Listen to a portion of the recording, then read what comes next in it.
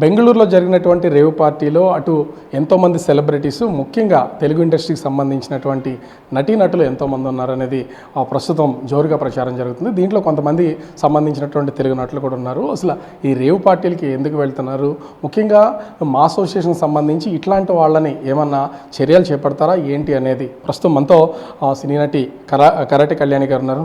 Madam, ముఖ్యంగా చూస్తే ఈ బెంగళూరు రేవ్ పార్టీ ఇష్యూ తెలిసిందే, సెలబ్రిటీస్ ఉన్నారు, ముఖ్యంగా తెలుగు ఇండస్ట్రీకి సంబంధించినటువంటి చాలామంది నటీనటులు ఉన్నారని చెప్తారు. ఏం చెప్తారు అసలు ఈ రేవ్ పార్టీల గురించి మీరు? నిన్న న్యూస్ నేను కూడా విన్నాను, చూశానండి. అందులో చాలామంది సినిమా ఇండస్ట్రీ వాళ్ళు, టెక్కీస్, అలాగే చాలామంది ఉన్నారు ఇండస్ట్రీ లిస్ట్లో అని చెప్పేసి ఏదో న్యూస్ చూశాను. నేను వైజాగ్లో ఉండడం వల్ల యాక్చువల్గా నేను టీవీ చూడలేదు, ఓన్లీ ఫోన్లోనే పాపప్ అయింది, చూశాను. దానిలో హేమ అనే ఆమె, లేకపోతే శ్రీకాంత్ గారు, ఇలా జానీ మాస్టర్ అని చాలా వస్తున్నాయి. బట్ వాళ్ళందరూ సెల్ఫీస్ రిలీజ్ చేశారు. ముందు మేము కూడా ఏంటిది ఇలా వచ్చింది న్యూస్. మొన్న ఏమైందంటే మన శివబాలాజీ గారు, రఘుబాబు గారు, విష్ణు మంచు గారు ముగ్గురు కలిసి అంటే డిప్యూటీ సీఎంని కలిశారు. అలాగే ఆయన ఉన్నారు కదా కోమటిరెడ్డి వెంకటరెడ్డి గారు, సినిమాటోగ్రఫీ మినిస్టర్, ఆయన కూడా కలిసి ఇండస్ట్రీలో డ్రగ్స్ సంబంధించి కానీ ఇలా ఎవరైతే యాంటీ సోషల్ ఎలిమెంట్స్ అలాంటి వాటిల్లో పార్టిసిపేట్ చేసినా, ఏదైనా ప్రాబ్లమ్స్లో ఏదైనా ఇరుక్కొని ఇవన్నీ చేస్తే మీరు ఎవరిని క్షమించక్కర్లేదు. ఏ విషయంలో కూడా మేమే మీకు సపోర్ట్ చేస్తాము, ఇండస్ట్రీ తరపున మేము మీకు కోఆపరేట్ చేస్తాము. ఈ డ్రగ్స్ విషయంలో కానీ వాటిలో కానీ వీటిలో కానీ ఎటువంటి విషయంలోనైనా మా ఫుల్ కోఆపరేషన్ ఉంటుంది. మేము మీకు ఇలాంటివి చేయకూడదని మేము ప్రచారాలు కూడా చేస్తాము అన్నది వాళ్ళు ఒక వినతిపత్రం ఇచ్చి వాళ్ళని కలిసి మొత్తం వాళ్ళకి చెప్పి వచ్చారనమాట. ఎవరు? విష్ణు గారు మా అసోసియేషన్ తరపున, ఇక శివబాలాజీ గారు, రఘుబాబు గారు, డిప్యూటీ సీఎం కూడా కలిసారు. సుముఖంగా అంతా అయిపోయింది. ఈలోగా మాకు ఈ న్యూస్ తెలిసింది, ఇందులో హేమ ఉంది. హేమ అనే ఆవిడ గురించి నేను ఏం పెద్దగా చెప్పక్కర్లేదు. ఒక ఆర్టిస్ట్గా ఆవిడ మీద నాకు మంచి అభిప్రాయమే ఉంది, అది వేరే విషయం. ఒక లేడీగా కూడా మంచిదే. ఆవిడ ఓన్గా ఏదో ఒక విధంగా నాదంటూ ఒక హల్చల్ ఉండాలన్నట్టుగా ప్రతి దగ్గర ఆవిడ చేస్తూ ఉంటారు, అది మనకు తెలిసిన విషయం, మనం చెప్పుకోక్కర్లేదు, ప్రతిసారి కనిపిస్తూ ఉంటుంది. ఆవిడ ఏంటంటే మా అసోసియేషన్ ఎలక్షన్ టైంలో శివబాలాజీ గారిని కొరకడం చూసుంటారు మీరు. అంతకుముందు జరిగిన ఎలక్షన్స్ టైంలో మన రాజేంద్ర ప్రసాద్ గారిని అడ్డగించడం చూసుంటారు. మొన్న అదే శివబాలాజీ గారిని కొరకముందు మా మీద పోలీస్ కంప్లైంట్ ఇచ్చారు. ఎప్పుడు నరేష్ గారి టైంలో నా మీద, నరేష్ గారి మీద కూడా కంప్లైంట్ ఇచ్చింది ఆమె వెళ్ళి. అంటే అది పోలీసులు లైట్ తీసుకున్నారు, అది వేరే విషయం. ఎందుకంటే ఆవిడ కావాలని హల్చల్ చేయడం కోసం చేసే పనులు ఇవన్నీ, ఆవిడ ఎప్పుడు వార్తల్లో నిలవాలని.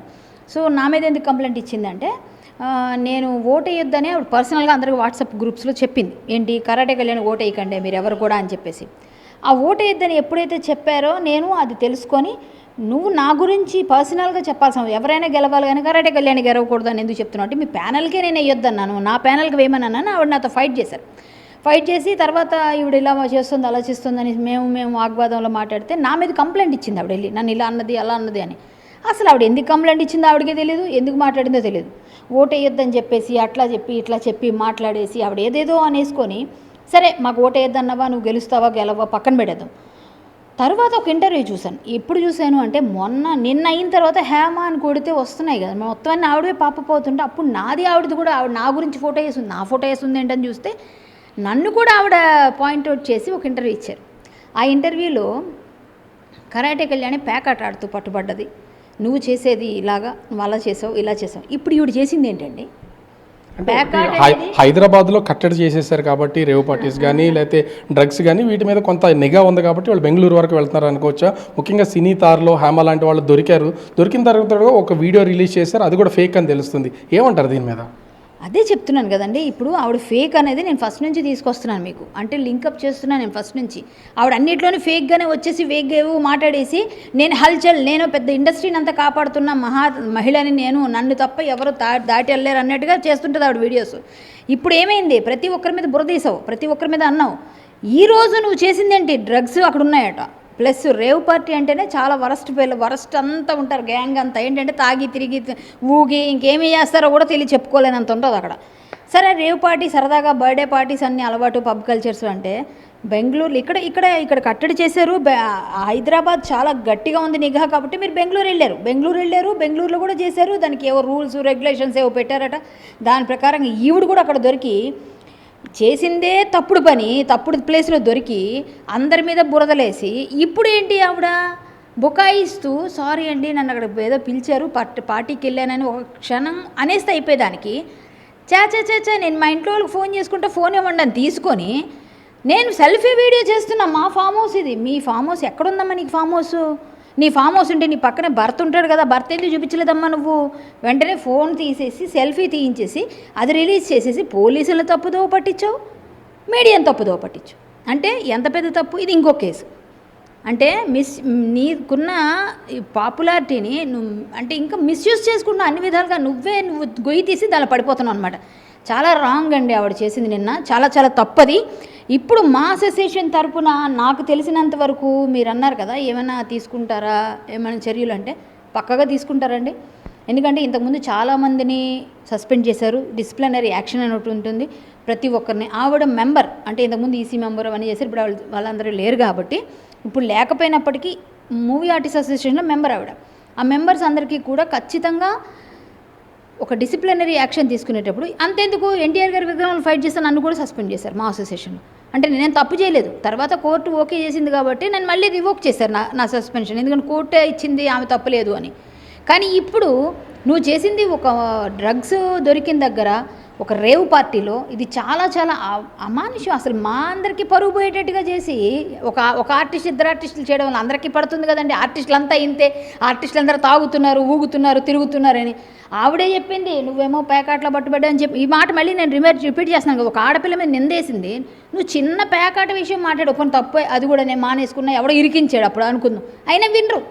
ఇది మీరు పెట్టుకోకపోతే తీసేయండి. కానీ ఆవిడ చేసిన తప్పుకి దేవుడు ఊరుకున్నాడా? వెంటనే శిక్ష చేశాడు. ఇప్పుడు అంటే నువ్వు ఇంకా పెద్దదానిలో పట్టుబడ్డావు. ఇంకా చెప్పాలంటే ఆవిడ గురించి తవ్వితే ఎక్కడ లేని వాటిల్లో కూడా ఆవిడ ఉందని చెప్పి బయటకు వస్తే ఎవరు చెప్పగలరు? అంటే ఇక్కడ ముఖ్యంగా చూస్తే మా మూవీ ఆర్టిస్ట్ అసోసియేషన్ నుంచి ఇందులో హేమ గారు ఒక మెంబర్గా ఉన్నారు. ఇప్పుడు ఆవిడ మెంబర్షిప్ని తీసేస్తారా, తీసేయాలని డిమాండ్ చేస్తారా? మీరు ఏం కోరుతున్నారు అసలు? నేను కోరడమే లేదండి. నేను జాయింట్ సెక్రటరీ, నేను మా అసోసియేషన్ జాయింట్ సెక్రటరీ. నేను కోరడమే లేదు. విష్ణు గారు కేన్స్లో ఉన్నారు, అక్కడ ఇంటర్నేషనల్ అక్కడ ఒక అవార్డ్ ఫంక్షన్స్లో ఉన్నారు. ఆయన కేన్స్ నుంచి రాగానే అక్కడి నుంచి వచ్చిన వెంటనే ఆయన మాకు తెలిసి ఈసీ మెంబర్ పెడతారు, ఎమర్జెన్సీ ఈసీ మెంబర్స్ అందరూ కలిసి కూర్చుంటాము, మాట్లాడతాము. మా ఆఫీస్ బేరర్స్ అందరూ కూర్చొని మాట్లాడి దానిలో డిసిప్లినరీ యాక్షన్ తీసుకుంటారు. నాకు తెలిసినంతవరకు ఎంతోమందికి తీసుకుంటారు. అంటే ఈ జరిగిన సిచ్యువేషన్ బట్టి చూస్తే హమ్మగారిని సస్పెండ్ చేసే అవకాశం అయితే ఉంది రూల్స్ ప్రకారం. అసలు ఈ రూల్స్ ఏ విధంగా ఉంటాయి ఆ మూవీ ఆర్టిస్ట్ అసోసియేషన్ సంబంధించి? 200% చేస్తారండి. ఎందుకంటే ఇలాంటి పెద్ద వాటిల్లో ఉన్న వాళ్ళని అంటే తీవ్రవాదులు, ఉగ్రవాదులు, ఇలాంటి పనులు చేసే వాళ్ళందరూ ఉంటారు. ఇదంతా అదే కోవకు చెందినట్టుగా అవుతుంది. ఎందుకంటే వీళ్ళు డ్రగ్స్ అనగానే మనం అదే తీసుకుంటాం. చాలా చిన్న విషయం కాదు ఇది. అంటే బాంబులు వేస్తేనే తీవ్రవాదులు, ఉగ్రవాదులు కాదు. కొంచెం వేరే విషయాల్లో కూడా మనం తీసుకునే కంటెంట్ దాన్ని బట్టి దాని పరిస్థితి మారిపోతుంది. ఇది ఉగ్రవాదులతో సంబంధం లేకపోయినప్పటికీ అలాంటి దగ్గర ఎక్కువ మంది పట్టుబడుతుంటారు కాబట్టి వాళ్ళకని వీళ్ళు డేంజర్ అని మాట్లాడే వాళ్ళు ఉంటారు. సో ఏంటంటే అక్కడ ఈమె తీసుకుందా లేదన్నది బ్లడ్ శాంపిల్స్, హెయిర్ శాంపిల్స్ని బట్టి ఆవిడకి శిక్ష ఎంతవరకు పడుతుంది, ఏ ఎఫ్ఐఆర్లో ఏ సెక్షన్ వేశారు అనేది తెలుస్తుంది తర్వాత. అది వేరే విషయం. కానీ ఇప్పుడు ఆమెను సస్పెండ్ చేస్తారన్నది నాకు తెలిసిన నా నాలెడ్జ్లో ఉన్న మూవీ ఆర్టిస్ట్ అసోసియేషన్ బైలాస్లో ఉన్న ప్రకారంగా ఇలాంటివి ఏవైనా వాటిలో ఉన్న వాళ్ళని సస్పెండ్ చేసే అవకాశం ఎక్కువ ఉంది. మళ్ళీ ఎంతకాలం వేస్తారు ఆ తీవ్రతను బట్టి అది 5 years, 2 years, 1 year, 6 months అన్నది ఉంటుంది. అసలు మా అసోసియేషన్ రూల్స్ ఏం చెప్తున్నాయండి అసలు ముఖ్యంగా చూస్తే? దాంట్లో మీరు ఆల్రెడీ ఇలాంటి వాళ్ళని క్షమించమని ఎక్కడ రూల్స్లో లేవండి. బైలాస్లో ఎక్కడైనా సరే ఇలాంటివి ఏమైనా అసాంఘిక కార్యకలాపాలు పాల్పడిన వాళ్ళకో లేకపోతే మా అసోసియేషన్ని తోలనాడిన వాళ్ళకో ఇంతకుముందు మాట్లాడిన హేమ ఎందుకు మాట్లాడలేదు అంటే ఇప్పుడు కొత్తగా అమెండ్మెంట్స్ చేశారు. అసోసియేషన్లో ఎవరు కూడా తల్లి లాంటి మాని స్టేజ్ల మీదకి ఎక్కి టీవీల ముందుకెళ్ళి మా గురించి తప్పుగా మాట్లాడకూడదు. మీరు ఏం మాట్లాడినా కట్టుబడి మాట్లాడాలి తప్ప అనవసరంగా వాళ్ళ మీద నిందలేయడం, ప్రెసిడెంట్ మీదో, ఆఫీస్ బేరర్స్ మీదో, ఇంకొకరి మీద. ఇంతకుముందు మాట్లాడిన వాళ్ళు ఎవరు ఇప్పుడు ఎందుకు మాట్లాడలేదంటే ఈ రూల్స్ అమెండ్మెంట్స్ చేయడం వల్ల. ఇప్పుడు ఉన్న దాని ప్రకారంగా ఇలాంటి చేసిన వాళ్ళకి ఎవరికైనా శిక్ష పడుతుంది. శిక్ష అర్హులాలే ఈమె. కాబట్టి ఖచ్చితంగా విష్ణు గారు రావడమే లేటు, ఇది నెలాఖరికి వచ్చేస్తారు. రాగానే మీటింగ్ అవుతుంది. మీటింగ్ అయిన తర్వాత ఆవిడకి ఏం జరిగింది, ఆవిడ ఏం చేసింది, ఆవిడ ఆ బ్లడ్ శాంపిల్స్లోనూ హెయిర్ శాంపిల్స్లోనూ దొరుకుతుంది. కాబట్టి దాన్ని బట్టి ఒకవేళ ఆవిడ తీసుకోపోయినా ఏదో ఎఫ్ఐఆర్ ఉంటుంది కదా, దాన్ని బట్టి ఇట్లాంటి వాటికి వెళ్ళినందుకు పార్టీ కానీ పెడతారు. ఒకవేళ ఈవిడ కానీ దానిలో బాధ్యురాలే చాలా విధంగా ఉంటే మేబీ మెంబర్షిప్ రివోక్ చేసే ఛాన్సెస్ కూడా ఉండకపోవచ్చు. అట్లాంటి పరిస్థితి కూడా లేకుండా మొత్తానికి టోటల్గా ఉండి ఏమో నా నాలెడ్జ్ నేను ఎలా చెప్పగలను, అది నేనేమీ తీసుకోలేను. నేను కాదు కదా డెసిషన్ తీసుకుని, నా ఊహకు నేను మీరు అడిగారు కాబట్టి చెప్తున్నాను. ఏదేమైనా విష్ణు గారే చేస్తారు. విష్ణు గారు ప్లస్ బాలకృష్ణ గారు, మన పరుచూరి గారు, శివకృష్ణ గారు, జయప్రద గారు, ఇలా ఉన్న అన్నపూర్ణమ్మ గారు, ఇలా పెద్దవాళ్ళందరూ ఉంటారు. వాళ్ళందరూ కమిటీలో కూర్చొని మోహన్ బాబు గారు ముఖ్యంగా వీళ్ళందరూ కూర్చొని విష్ణుబాబు అలాగే మా ఈసీ మెంబర్స్తో కలిసి డిస్కస్ చేసి ఖచ్చితంగా దీని మీద యాక్షన్ అయితే ఉంటుంది. హేమ గారు అయితే మాత్రం ఇందులో శిక్షార్హురాలు. ఇక ముందైనా చేసిన తప్పుని మీడియాని పోలీసుల్ని తప్పుదో పట్టించకుండా నేనే పెద్ద ముత్తైదుని ఇండస్ట్రీకి అని చెప్పి ఓవర్ యాక్షన్ చేయకుండా పిచ్చి పిచ్చి పనులు చేయకుండా అందరి మీద బురదలేసేసి వీళ్ళది వాళ్ళు ఇది అని చెప్పి నోరు ఉంది కదా ఇష్టం చూడండి పాడేసుకుంటే పెద్ద నోరులు ఉన్నారు. మాలాంటి వాళ్ళు ఇంకా ఉన్నారు. అనవసరంగా ఎవరిని ఒక మాట అనకమ్మా, ఒక మాట అంటే మనకు కూడా తిరిగి తగులుతుందని తెలుసుకో. కర్మ రిటర్న్స్ అంటారు ఇదే. ఎవరినైనా ఒక నిందేసేటప్పుడు అది మళ్ళీ వెనక్కి తిరిగి వచ్చేస్తుంది మనకి, బౌన్స్ బ్యాక్. కాబట్టి నువ్వు చాలా పెద్ద కేసులు ఇరుక్కున్నావు, అది నీకు తెలుస్తలేదు. ఇక ముందైనా సరే ఎవరి మీద ఎవరెవరి మీద అయితే నువ్వు మాట్లాడావో, ఎవరెవరి మీద ఏమైతే అన్నావో, ఈరోజు అందరి తాలూకా ఏమంటారు మనసు బాధ ఉంటుంది, మానసిక క్షోభ. కొంచెం మనసు బాధ పెడితే ఖచ్చితంగా అవతల వాళ్ళు తగులుతుందంటారు కదా, అదే ఇప్పుడు తగిలిందంట. నేను అలాంటి పార్టీకి నువ్వు వెళ్ళడమే పెద్ద తప్పు. అంత డ్రగ్స్ తీసుకునే దగ్గరికి వెళ్ళి నువ్వు తీసుకోపోయినా తాటి చెట్టు కింద కూర్చొని పాలు తాగుతున్నానన్నా కూడా కళ్ళే తాగేవంటారు. కాబట్టి పరిస్థితి అలా వచ్చింది. ఎవరిని అనుకో, ఒక ఆడపిల్లగా నేను బాధపడుతున్నాను, నీ పరిస్థితికి జాలి పడుతున్నాను, చాలా ఫీల్ అవుతున్నాను. ఒక చెల్లి అంటావు కదా, అక్కగా నిజంగా నువ్వు బాధలో ఉన్నావని నేను మెసేజ్ కూడా పెట్టాను, ఎలా ఉంది అక్క ఏంటి పరిస్థితి అని. నువ్వు బాగుండాలి, సేఫ్గా మంచి రిజల్ట్ రావాలని కోరుకున్నాను. బట్ నువ్వు చేసినవైతే అందరికీ బాధ అనిపించింది. కాబట్టి ఇలాంటి వాటిలో వెళ్ళి ఇరుక్కోవడం కరెక్ట్ కాదు. ఇప్పటికైనా కొంచెం నోరు అదుపులో పెట్టుకుంటే బాగుంటుంది. ఇంకోటి ఏంటంటే ఇవాళ ఇందాక ఏదో బిర్యానీ వండుతున్నట్టుగా ఏదో పాత పోస్టో కొత్త పోస్టో కానీ, ఒకవేళ కానీ పాత పోస్ట్ అనుకోండి, ఆ బిర్యానీ ఎలా ఉన్నట్టు డైవర్ట్ చేయడానికి పెట్టారు బయట అంటున్నారు పాత పోస్ట్ అని. ఒకవేళ కొత్త పోస్టే కానీ అదైతే మీకు ఎంత బాధ్యత లేదో బాధ్యత రాహిత్యం కనిపిస్తుంది అక్కడ. ఇంత పెయిన్లో ఉండి ఇలాంటి పెద్ద కేసులో ఉండి నవ్వుకుంటే నేను బిర్యానీ వండుకుంటున్నాను ఇంట్లోనే ఉన్నాను మళ్ళీ ఇంకో డైవర్ట్ చేయడం నచ్చలేదక్క నువ్వు చేసిన పని అయితే. ఇక్కడ ముఖ్యంగా చూస్తే మూవీ ఆర్టిస్ట్ అసోసియేషన్కి సంబంధించి ఆల్రెడీ ఈసీ మెంబర్గా ఉన్నారు. మిగిలిన వాళ్ళు ఎవరన్నా అంటే ఇప్పుడు హేమ గారి పేరు అయితే వినిపిస్తుంది, చాలామంది టాలీవుడ్కి సంబంధించినటువంటి నటీనటులు ఉన్నారని వాళ్ళ పేర్లు ఏమన్నా ఇతర పేర్లు ఏమైనా బయటపడ్డా మీకు తెలుసు? లేదండి, నాకైతే ఎవరికి అనిపించలేదు. శ్రీకాంత్ గారు ఇంట్లోనే ఉన్నారని ఆయన చేశారు, జానీ మాస్టర్ కూడా చేశారు, ఈవిడ చేశారు. ఈవిడ ఫేక్ అని బయటకు వచ్చింది క్లియర్గా. ఎందుకంటే ఈవిడ ఈ డ్రెస్ ఒకటి నేను కూడా నమ్మలేదు ఫస్ట్. ఈవిడ కూడా పాపం ముందేమూలే బయట వచ్చేసి హైదరాబాద్లో ఉంటే ఏముంది మా అమ్మ మేము కానీ అదిగో పూలు అంటే ఇదిగో తోక అంటారు, సరే ఆవిడ ఉందో లేదో వచ్చేసిందేమో ఫేక్ అనుకున్నాం. ఎప్పుడైతే ఈవిడ మిస్లీడ్ చేసిందో అందరినీ, బయటికి ఎప్పుడైతే సేమ్ వాళ్ళ ఫొటోస్ రిలీజ్ చేశారు పోలీసు వాళ్ళు, సేమ్ డ్రెస్లోనే ఉండరు కదా అంత తొందరగా ఎలాగవుతుందండి. అప్పుడు ఒక అరగంటలోనే ఆవిడ వచ్చేస్తుంది హైదరాబాద్. ఎంత ఫ్లైట్లో రావాలో 1 అవర్ పడుతుంది. సో 1 అవర్ నుంచి ఇంటికి రావడం ఇంకో 1 అవర్ మన ట్రాఫిక్కి. సో ఆవిడ మిస్లీడ్ చేసింది అని చెప్పి అందరికి అర్థమైపోయిన తర్వాత మాత్రం నాకు కొంచెం బాధ అనిపించింది. అయ్యో ఆడపిల్ల ఇలా ఇరుక్కుందని. మళ్ళీ ఏంటంటే ఆవిడ చేసినవి ఆవిడకి తగిలేలే, మరి ఏం చేస్తాం, అందరి తలకు ఉసురు పోసుకుంది కదా చాలా మాట్లాడి అని ఫీలింగ్ అనిపించింది. కానీ ఒకటి ఆవిడ సారీ చెప్పాలి ఫస్ట్ మీడియాకి పోలీసులకి, అది చేయాల్సిన పని. నేనేదో వచ్చానండి, నన్ను పిలిచారు, ఇన్వైట్ చేస్తే ఆర్టిస్టులం కదా అని అదేదో చెప్పకుండా ఇలా చేయడం వల్ల మాత్రం ఆవిడ ఇరుక్కుందని అనుకుంటా. మీరు ఇంకేదో ఎప్పుడేమో అడిగారు అంటే ఇండస్ట్రీ తరపున ఇంకా ఎవరు అన్నది నాకు తెలిసి క్లారిటీ లేదండి. నేను ఈసీ మెంబర్ కాదు, జాయింట్ సెక్రటరీ నేను, అందుకనే మా అసోసియేషన్ గురించి నేను అంత అథెంటికేటెడ్ మాట్లాడుతున్నా కూడా. చెప్పండి. ఇంకొకటి చూస్తే ముఖ్యంగా ఈ రేవ్ పార్టీలు కానీ డ్రగ్స్ కానీ పాల్గొంటున్నటువంటి వాళ్ళు చాలామంది ఉన్నారు, ముఖ్యంగా సెలబ్రిటీస్, అందులోనూ తెలుగు ఇండస్ట్రీ ఏంటైతే అంతర్జాతీయ ఖ్యాతి అయితే ఉన్నటువంటి పొజిషన్. అసలు ఇట్లాంటి వాళ్ళని ఎలాంటి శిక్ష వేయాలంటారు? అటు మూవీ ఆర్టిస్ట్ అసోసియేషన్ కావచ్చు, ఇతర శిక్షలు కానీ, అంటే ఏం చెప్తారు మీరు దీని గురించి? అంటే ఆడైనా మగైనా శిక్ష వేయాలండి ఎవరైనా. తప్పుడు అంటే ఈ డ్రగ్స్ అనేది మనం అది పిల్లల భావితరాలని చెడగొట్టేవి ఇవన్నీ పార్టీలు. రేవు పార్టీలు ఏంటండి, రేవు పెట్టకుండా మంచి కర్ర పట్టుకొని మంచి రేవు పెడితే బాగుంటుంది. రేవు పార్టీలు అంట విచ్చలవిడితనం పెరిగిపోయి పిచ్చి పిచ్చిగా డ్రగ్స్ వేసేసి 300 400 మంది 100 మంది అంట. వీడి డబ్బులు కట్టాలంటే వీడంత డబ్బులు దండుకుంటే 50-60 లక్షలు ఆ పార్టీ అంటది.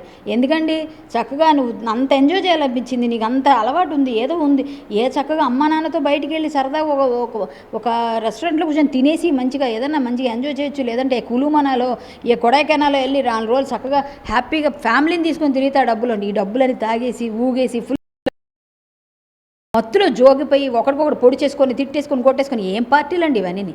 కల్చర్ని మొత్తం నాశనం చేసి పాడదొబ్బుతున్నారు మొత్తం అంతాను. ఇంకా చెప్పాలంటే ఇండస్ట్రీకే ప్రతిదీ ఆపాదిస్తారు. మా కర్మగాలి ఎలాంటి వాళ్ళు కొంతమంది దొరుకుతారు కాబట్టి, కర్మకాలి ప్రతి దగ్గర ఎవరో ఒకరు ఇండస్ట్రీ వాళ్ళు దొరుకుతారు కాబట్టి ఒక్కళ్ళు చేస్తే మొత్తం ఇండస్ట్రీ వాళ్ళే ఇండస్ట్రీ మొత్తం అందరినీ వేస్తారు. ఇప్పుడు నిజంగా తాగని వాళ్ళు నాలాంటి వాళ్ళు ఉంటారు, అసలు అలవాటే లేదు మాకు ఎవరికి. కానీ చూస్తే క్యారెక్టర్స్ చేస్తే వీళ్ళు తాగుబోతులే, వీళ్ళు తిరిగిపోతులే, ఎందుకంటే క్యారెక్టర్స్ చేస్తున్నాం కదా, దానివల్ల ముద్ర వేసేస్తారు. సినిమా ఇండస్ట్రీ అంటే ఒక ముద్ర. మేము ఎన్ని మంచి పనులు చేస్తున్నాం, ఎంత మంచిగా ఉన్నాము, ఏ విధంగా ఉన్నాము, ఎలా ఉన్నామని ఎవరికి అవసరం లేదు. ఒక్కళ్ళు చేస్తే మొత్తం అందరికి ఆపాదిస్తారు. అలాగే ఇప్పుడు ఇండస్ట్రీకి అందరికీ పేరు తెచ్చేసి ఎవరున్నారో అందులో తెలియదు, కానీ ఈమె దొరికింది, ఇంకెవరో చిన్న లేడీ ఆర్టిస్టులు ఎవరో కనిపిస్తున్నారు. శ్రీకాంత్ గారు కాదని ఖండించారు. నెక్స్ట్ ఆయన ఎవరో జానీ మాస్టర్ కూడా ఖండించారు. సో వీళ్ళు ముగ్గురు పేర్లు ప్రముఖంగా వినిపించాయి. వీళ్ళు ముగ్గురులో ఒక ఆమె ఉంది అక్కడ, మిగిలిన ఇద్దరు లేరంటున్నారు. మరి వేచి చూడాలి. ఖచ్చితంగా లేరని నేను ఐ హోప్ సో, ఎందుకంటే వాళ్ళు ఉండకపోవచ్చు, ఉంటే అంత గట్టిగా మాట్లాడలేరు. ఈమెయితే మాత్రం ఖచ్చితంగా బుక్ అయిపోయిందండి. ఆవిడ నోరు, తన కోపము, తన శత్రువులాగా తన వాయిస్, తన వెకిలి చేష్టలు, తన మాటలన్నీ కలిపి తన పాపం జాలేస్తుంది నాకైతే. పాపం అయ్యో హేమక్క ఇలా అయిపోయింది ఏంట అని జాలేస్తుంది అందరి మీద. నాకు సిస్టర్ లాంటిది, నాకు పాపం ఒక ఆడపిల్ల మంచిగా ఉండాలని కోరుకుంటున్నాను. ఆవిడ ఇలాగే మాట్లాడింది నా కోసం. పాపం ఒక ఆడపిల్ల మంచిగా ఉండాలి, నేను సేమే కోరుకుంటున్నాను, నీ మంచిగా కోరుతున్నానమ్మా, మంచిగా ఉండాలి, నీ గురించి ఏ విధమైన ఇది రాకూడదని, నీకు అందులో నా టెస్ట్లో నీ దగ్గర ఏం బయటకు రాకూడదు, నువ్వు తీసుకున్నావు అని చెప్పకూడదని నేను కోరుకుంటున్నాను. నాకు తెలిసిన నా రాముని నేను కోరుకుంటున్నా, మీకు మంచి జరగాలి. మీకు ఏమైనా శిక్ష పడేది అసోసియేషన్ తరపున ఏమైనా పడితే అది పెద్దవాళ్ళు చూసుకుంటారు. నా అనాలిసిస్ ప్రకారంగా నేను చెప్పగలిగాను ఏముంటుందని.